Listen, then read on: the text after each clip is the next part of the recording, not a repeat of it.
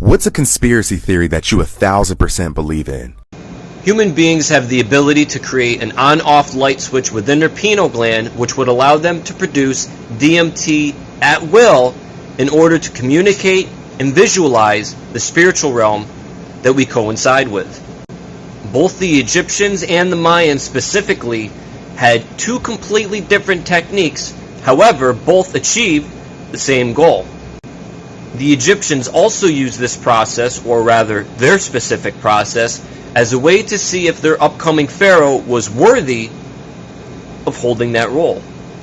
The Egyptians believed that the ones who did survive were worthy because they have now achieved a higher consciousness and are also resonating within a higher dimension. The Egyptian methodology behind it is that they would exacerbate themselves, lack of sleep, lack of food, get themselves extremely tired, and then they would go deep into the chambers of the pyramid, stay in there in frigid, freezing cold temperatures for 3 days and 3 nights. And if they came back out alive, they would be your new pharaoh. The Mayans, however, used a painful process in order to achieve this pineal gland goal. Now, before I get into their technique and process, I have to give you a content graphical warning.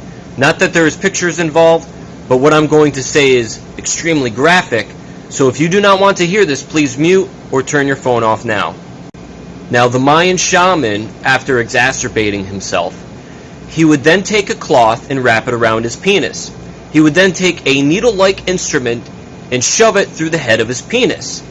And right after that, he would then set that cloth he wrapped around on fire, ending in an extreme amount of pain to that individual.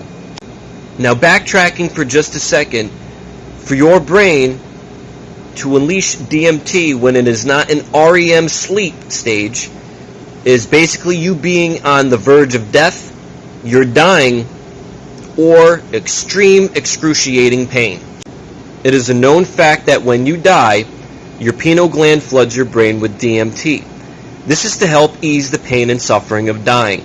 This is also why you hear people talk about a bright light at the end of a tunnel, or seeing their life flash before their very eyes.